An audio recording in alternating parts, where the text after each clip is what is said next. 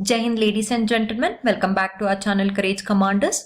Hope you have all seen our first video, that is basic terms of economics, and understood the topic. Today in this particular video, we will be talking about the next concept, that is economic indicators. For further updates from our channel, be regular to our channel and follow us for more and wait for the next upcoming series.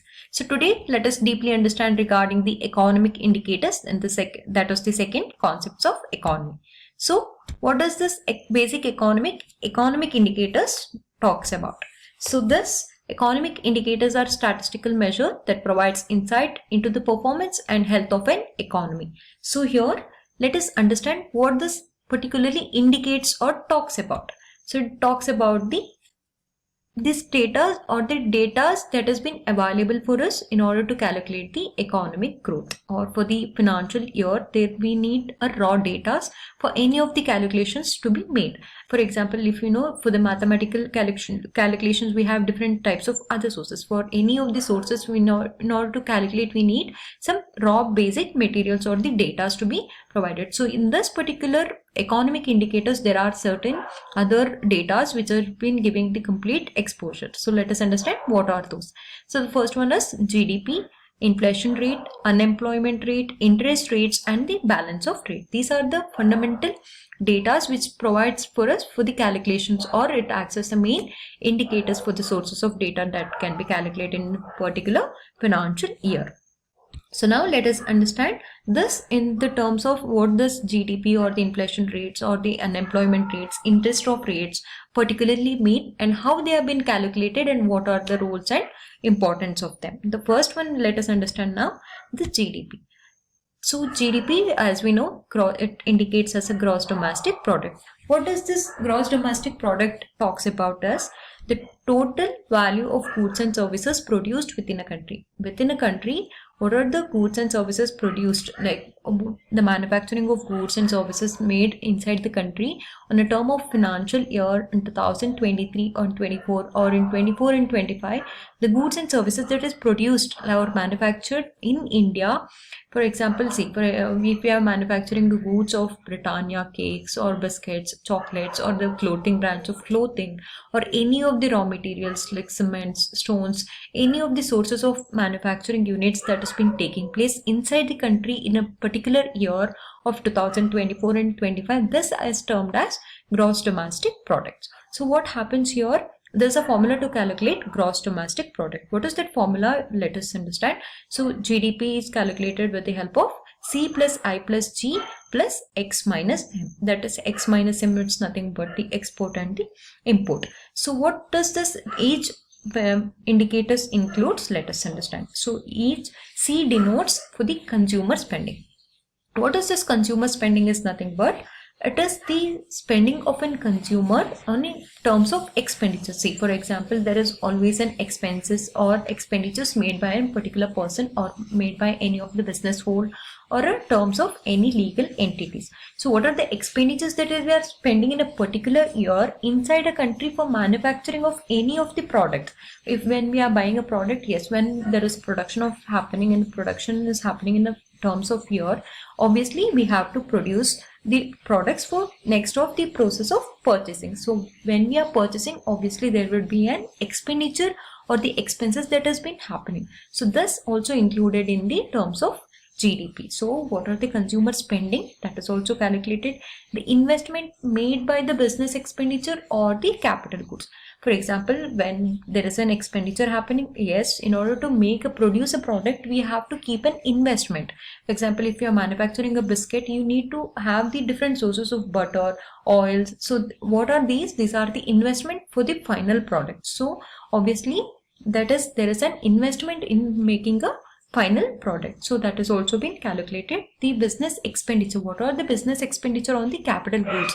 In order to make a final product, we have to make the capital goods. So that is an investment making for the final product. Next is G indicates government spending. Government spending is nothing but there are three different tiers of the governments, that is federal, state and local government expenditures. What this indicates is that, see, when we have different types of policies, schemes or yojanas in terms of the government spending, so this also is been calculated in the gross domestic product. So this has also been included in the terms of local governments, or it might be in the terms of any of the sources of the expenditures that has been available. Next, let us understand what are these imports and exports. So exports are nothing but value of goods and services sold to other countries. For example, the exports are nothing but from India. When we are selling to the other countries, if foreign countries are purchasing the goods from India, that is nothing but the exports. Even the exports are been calculated in terms of gross domestic product, that how many goods and services have been gone out from India for the different nations. So that is also been included. So imports are nothing but the goods and services purchased from the other countries. Like what are the goods and services we are purchasing from the other countries? For example, defense equipment, space related, robots, like aircrafts, as it is discussed about defense equipments like aircraft. These are all the sources we are purchasing from the different countries. So what are the things that has been coming into India in a particular year, in a time of that particular year? It has also been taken into the consideration. So this is nothing but the formula to calculate gross domestic product. The formula is C plus I plus G plus X minus M. Regarding the import and export is also been calculated in terms of the GDP. Now let us understand the importance of GDP. So the importance of GDP discussed about with us, the measures of economic growth, the first one. Second one is benchmark standard of living. Third one is policy making. Fourth one is international comparisons, and the fifth one is investment decisions. So now let us understand each one by one. So first one is measures of economic growth. What did this measures of economic growth indicates us? It is a rate of economic growth showing whether the economy is expanding or contracting. As we have to understand here, yes, there is always expanding and contracting in an economy. When economy is nothing but, yesterday we have understood economy's nature, and normy is nothing but the money. So in total it is known as economy. So overall spending, or whether the economy is been improving, or is it expanding, or is it in contracting, this GDP will make us understand in a particular terms of an year. That is in the financial year of particular period of time. So we have this also taken into the consideration in terms of importance of the GDP, that whether the economy has been expanding or is it in contracting for the terms of growth of an economy. And next one is benchmark of standard of living. Let us understand what is this benchmark standard of living is. That, see, in the terms of society, every basic need of a man is the fundamental needs, that is food, clothing and shelter. These are the very basic needs of a man to survive. But same as the government sector focuses on the standard of living of the person and a welfare of a person, that how we can improve the standard of living of the people by giving them these societal benefits, like for example good education, health benefits, or regarding the infrastructure development. These are that makes the men standard of living, and the welfare of the person will be increased. So this also talks about the employment, giving an employment opportunity also includes in the standard of living of the person, or by giving the good rate of education. So that talks about the GDP. This also talks, see, for example, as population has been increasing day to day life, the standard of living of the people will decrease, because we will go under the poverty lines, or it might be India was in the poverty line, but we are overcoming it. Even though if we have the unemployment rates, India has been trying to overcome, because in order to increase the standard of living of the people, because it is mentioned that every person has to have this standard of living or the good welfare in the society. The economy main aims on that standard of living, or on the terms of the growth of an economy, is by improving the welfare of the people. So now let us, third one we'll discuss about the policy making. What is this policy making? Is that the policy making includes the physical policies or the monetary policies. Monetary policies and physical policy detailedly we'll understand in the upcoming videos. Let us now focus on monetary policies. Are nothing but it is a set of policy on the government when we for the emergency purpose it has been utilized. That is in the helping in emergency situations. These are the loans or the monetary policies will come into an action. These are kept for the stability purpose, in order to maintain the stability in future. So certainties or uncertainties, these come into an actions. So fourth one is international comparison. See, one thing we have to understand, GDP is different from each to each country. So there is there is always a comparison in different. So for example, now today Japan is doing very good in terms of the GDP, as of India also. But yes, there is a terms of different understandings or the comparisons made by the different in terms of company or the countries. So next one is fifth one, investment decisions. So investment decisions are nothing but GDP influences on investment choice, as in investors see countries with a strong economic growth. So for example, there is always an investment choices, as we can invest in any terms of platforms. For example, we can invest in the different types of investments. For example, in how many shares, if you want, you can invest in the shares, or you can also invest in the outside countries, any of the investment banks, for wherever it is. Like if you are investing in the outside also, it is in growth for an economy, and also it has been calculated in terms of the GDP, that how much investments you are making in the outside terms of the countries. So that is regarding the importance of GDP.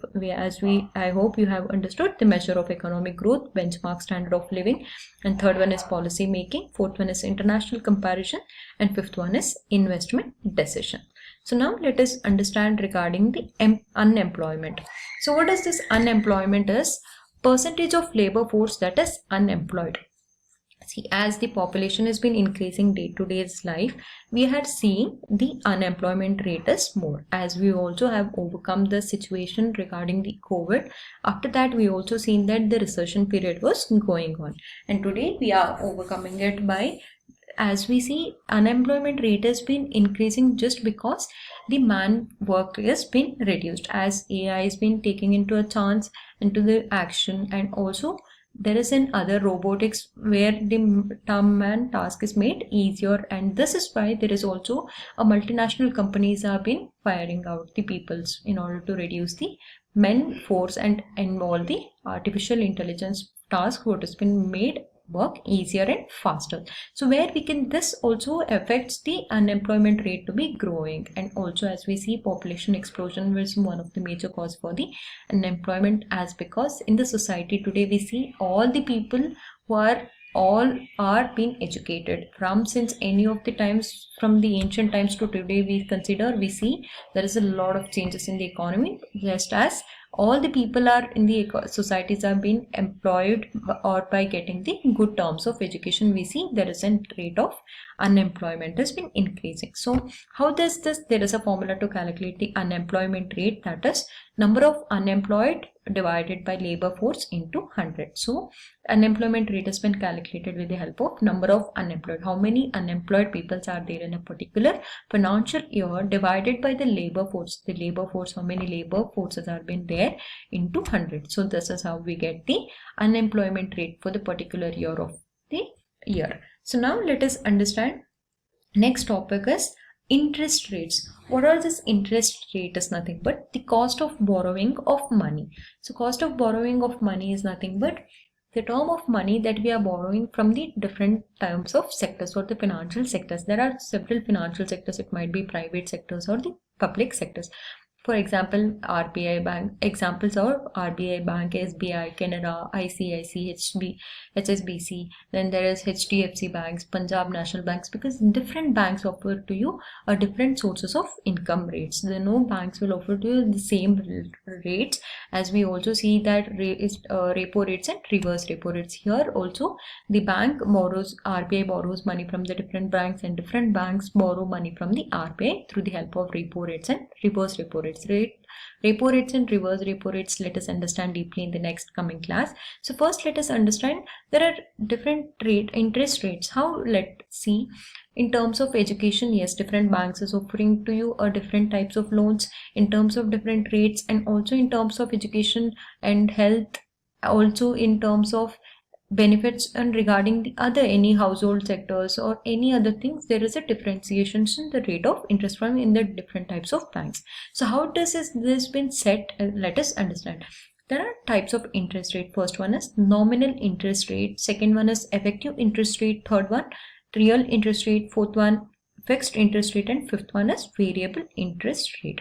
So first one is nominal interest rate, talks about the rate of charged on a loan or a credit product without adjusting to inflation. So let us understand how does this inflation works. So inflation is nothing but the change. If there is a change in the price or the goods and services, obviously there will be an inflation. When there is a high rate of changes of a price of a goods and services, always there will be an inflation, because not all the people are being affordable to buy the goods and services which is in high price. So this times what happens, there will be a chances of occurring of inflation. So that is nothing but it is called as nominal interest rate.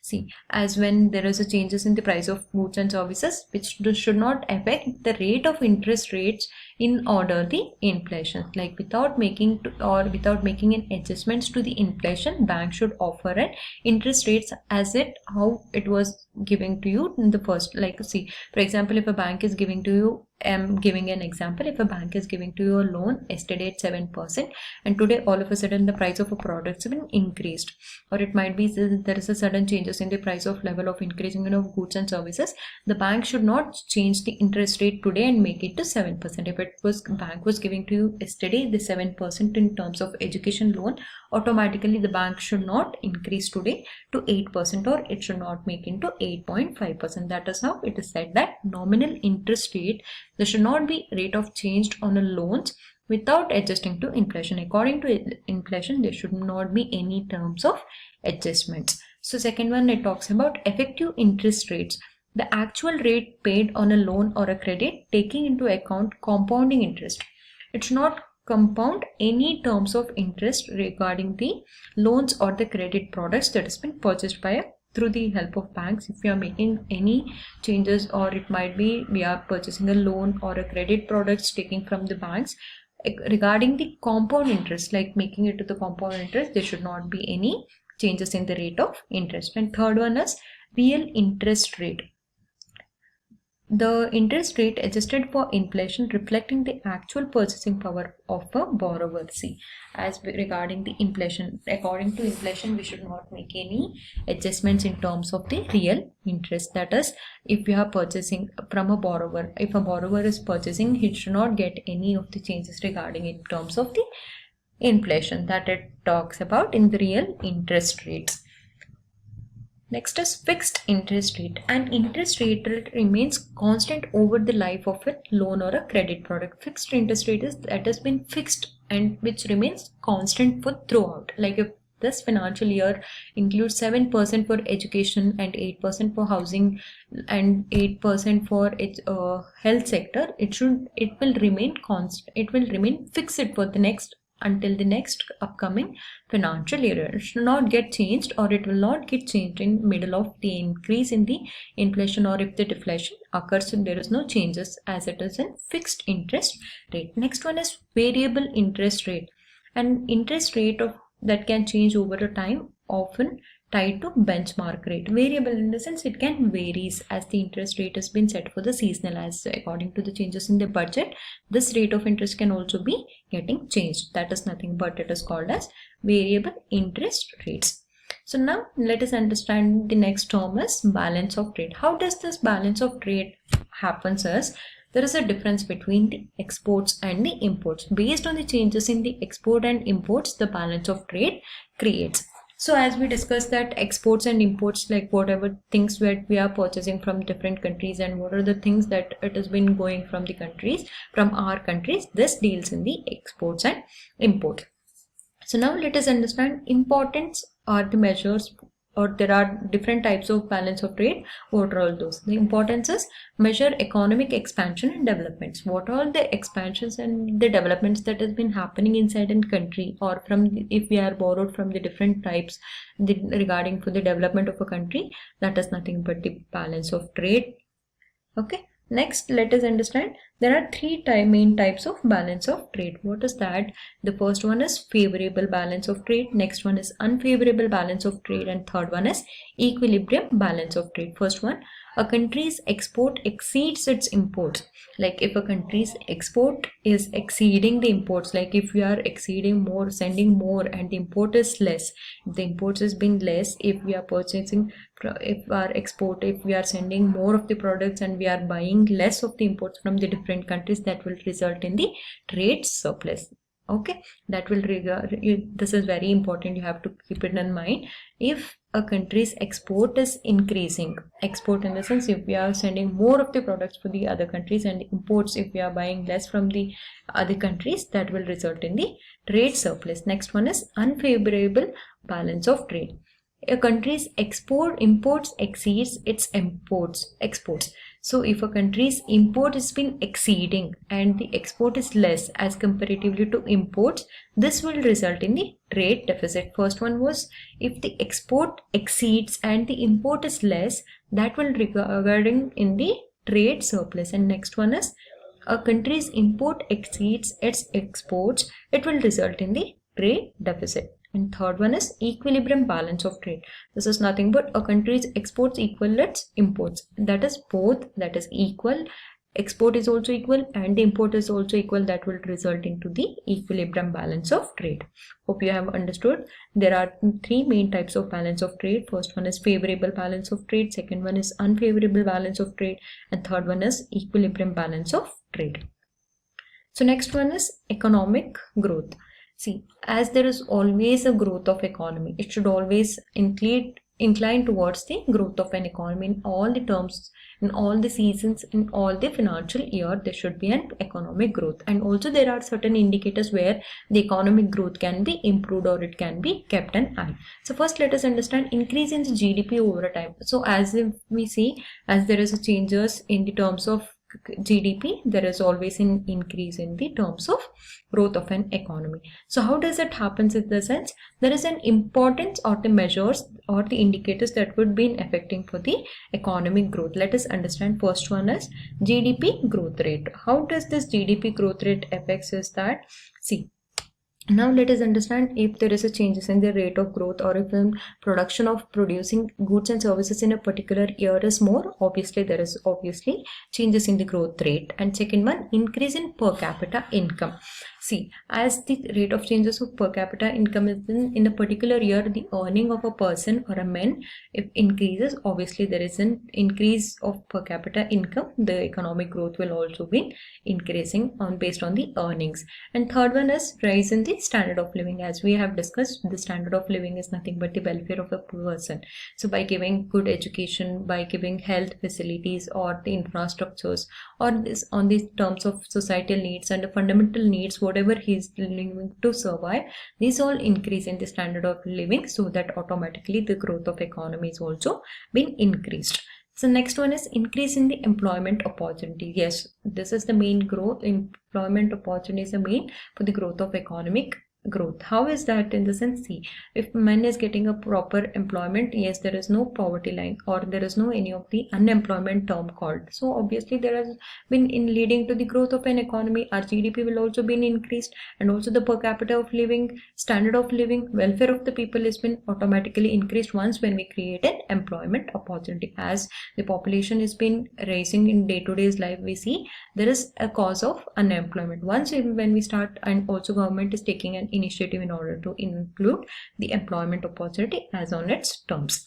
So fifth one is improved infrastructures. So there is the improved infrastructure is nothing but as we have been constructing in terms of tunnels, roads, airports, or railways, facilities, bus. These are all the infrastructures on the regarding the MNCs. These are the infrastructures that has been creating would also been contributing for the growth of an economy on its terms.